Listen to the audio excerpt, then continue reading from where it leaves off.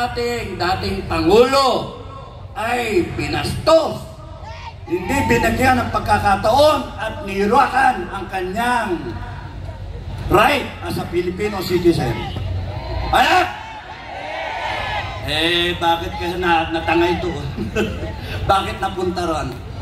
Ang ginagawa natin, nandito tayo para isigaw ang ating nararamdaman. Huwag kayong matatakot. Isigaw ninyo ang tama. Isigaw ninyo ang karapatan ninyo. Isigaw ninyo ang dapat na ginagawa ng mga otoridad kasi sila ang pinapasweldo natin. Sila ang ating mga naninilbihan. Magandang gabi. Magandang gabi. Picture. Magandang gabi. Luzon, Visayas, Mindanao. Lahat ng Pilipino from all walks of life. Magsasaka, mangingista, basurero, vendor, tricycle driver, mayaman, mahirap, kung ano man ang propesyon. Walang baliwala yun. Lahat tayo ay naninindigan para sabihin na ang Pangulong Duterte ay hindi binigyan ng pagkakataon. Pineke ang kanyang warrant of arrest. Hindi siya dapat dinala doon. Dapat sa korte natin dinilig ang kaso. Hindi dapat yung ginawa na yon.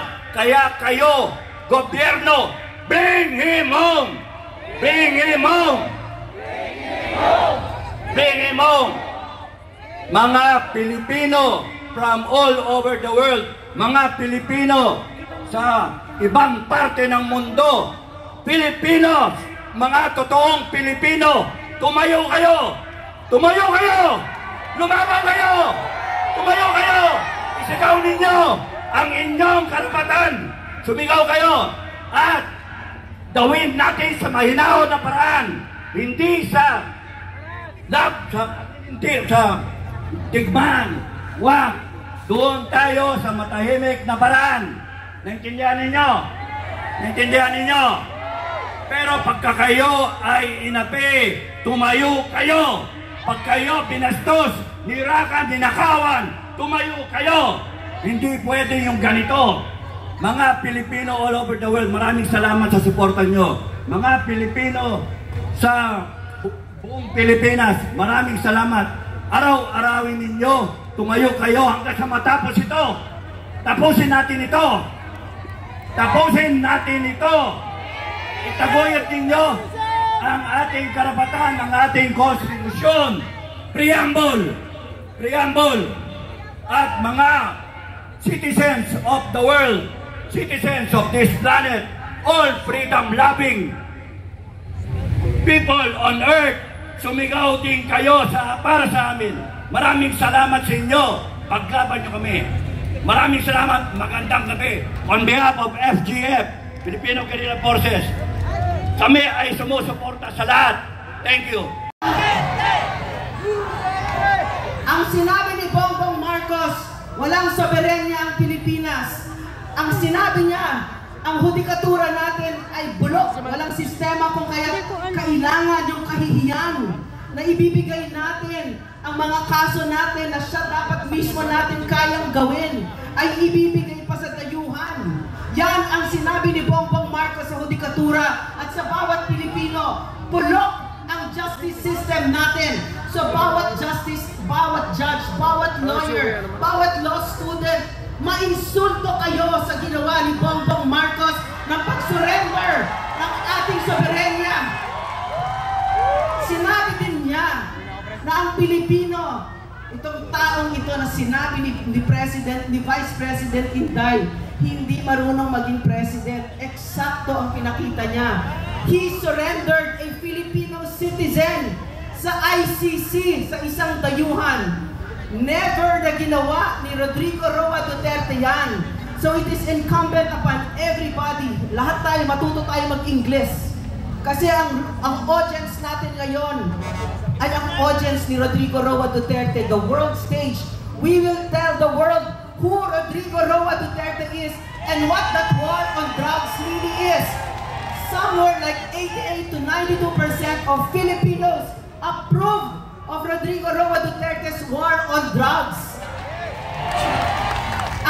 Ang hindi ninyo nakikita ngayon. Sabi ng informant ko sa BJMP, nung si PRRD ay kinidnap, ang nag-cheer doon, ang saya-saya nila. Mga CPP, NPA, NDF. Kasi ang nasa loob ng ICC na yan ay ang CPP, NPA, NDF. Si Cristina Conti, na sinabi ng mga former rebels, ay isang operatiba ng CPP, ay legal advisor ng CPP, NPA, NDF.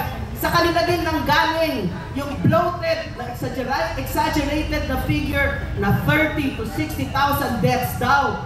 Pero ang nasa alleged crimes ng ICC mismo ay 43 in 8 years.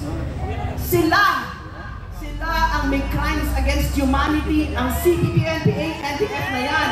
At namemeligro ang Pilipinas ngayon kasi ang tingin ng CPP, NPA, NDF ay panalo na sila. Sandali na lang, papabagsakin na nila ang gobyernong ito.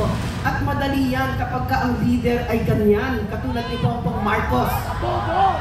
So, magkakapit-bisik tayo dito.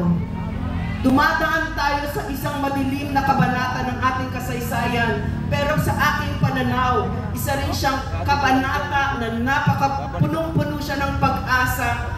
Kasi matatanggal na natin ang CPP, NPA, NDF pag nasabi natin sa mundo, yung ICC na yan, nasa loob niya ang CPP, NPA, NDF, mga komunistang teroristang nagwasak ng Pilipinas at sila ang nasa likod ng injustice na pag-kidnap ng former president with the collusion of the Marcos administration. Sila na mismo ang nag-amin. Sila na mismo ang umamin na the orders came from the office of the president. Very damning. So may I please talk to the international audience. Rodrigo Roa Duterte is the most beloved president of the Philippines.